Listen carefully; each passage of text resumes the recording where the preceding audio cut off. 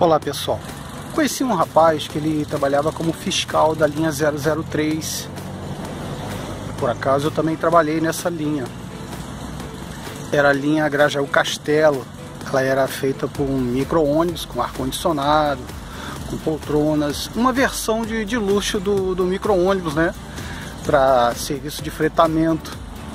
E a gente levava o pessoal que trabalhava no fórum ali no castelo. A passagem era um pouco mais elevada do que a passagem do ônibus convencional, pelo fato do conforto oferecido. Então esse rapaz ele estava empenhado, ele era fiscal da linha, e ele se empenhou em uma investigação para descobrir quais motoristas estavam fazendo roubo de passagens. Denunciou vários motoristas que foram investigados. Isso gerou várias demissões por justa causa. Depois ele passou para a administração interna da empresa. Logo após, ele passou a investigar as linhas de ônibus na rua.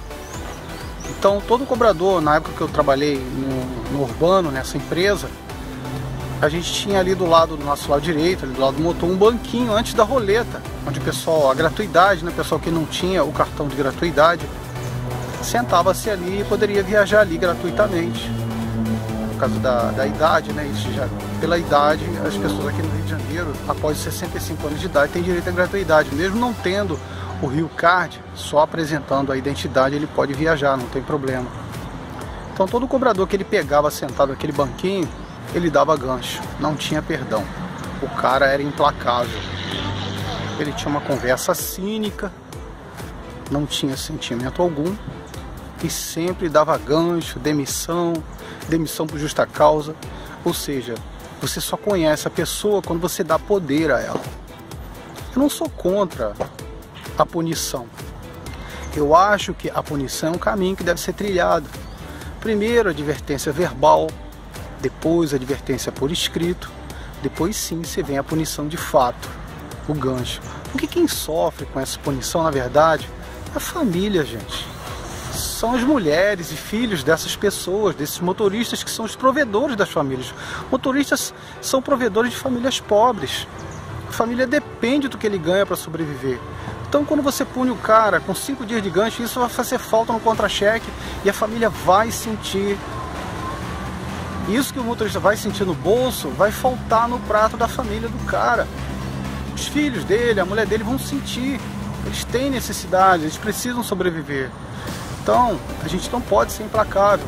E ao longo desse tempo, esse rapaz, esse fiscal, ele foi cultivando inimizades, foi cultivando inimigos, foi fechando portas, foi cultivando inimigos à sua volta. E esses dias aí, eu trabalhando como motorista, ele ingressou no meu carro. Ele estava com um gancho de bala, vendendo bala como camelô.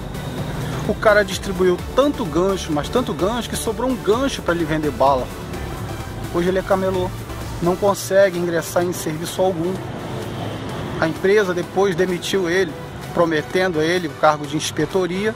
No final acabou demitindo o cara. Quer dizer, quem ele poderia cercar, né, de tentar proteger ou tentar contornar a situação, o cara foi implacável. Ele simplesmente foi punindo e dando demissão por justa causa. Esse é o exemplo que eu deixo para vocês. Cultivem amizades. Procurem ser amigos de todos à sua volta. Não façam inimigos, deixem portas abertas, porque mais lá na frente você vai precisar delas. Eu, por exemplo, depois que eu saí, antes que alguém pergunte, eu saí dessa empresa porque eu pedi demissão. Depois de 5 anos trabalhando nessa empresa, eu já estava saturado do serviço. Eu me preparei para ingressar no ramo de transporte de cargas. Eu fiz curso de guindaste, operador de empilhadeira, caminhão Munk, carreta, mudei a habilitação para a categoria E, só que infelizmente o motorista rodoviário, o perfil dele aqui no Rio de Janeiro é ruim. A maioria é usado como mau exemplo. Então você tem dificuldade de ingressar numa empresa, onde eu quase entrei numa empresa de transporte de carga, de container, no caso carreta. Eu fui barrado porque um motorista, ex-motorista, que era funcionário dessa empresa, destruiu o sistema de embreagem de uma carreta. Aí vetaram o meu ingresso nessa empresa, apesar de eu ter um currículo bom. Mas aí, graças a Deus, surgiu o advento do BRT e eu estava preparado para veículo articulado. Em 2012 eu entrei no BRT. Também, depois de 3 anos, 8 meses nessa empresa, eu pedi demissão também, porque a empresa que eu trabalhava, ela era muito boa para comprar veículo novo, mas não para fazer manutenção nos veículos que ela já tinha. Eu já estava há mais de 2 anos com veículos velhos, precisando de manutenção. E antes que eu me envolvesse num acidente grave, eu pedi demissão e saí. Depois eu trabalhei na Normandy, como vocês bem sabem, 6 meses depois me demitiram. Me disseram que a empresa contratou motorista para atender as Olimpíadas. Depois que acabou as Olimpíadas, eles demitiram o excesso de motorista.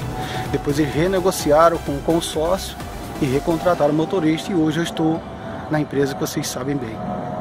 Bom, esse é um vídeo que eu deixei para vocês como exemplo de vida, né, para vocês entenderem como funciona a vida. Aqui, tudo que a gente planta, a gente colhe.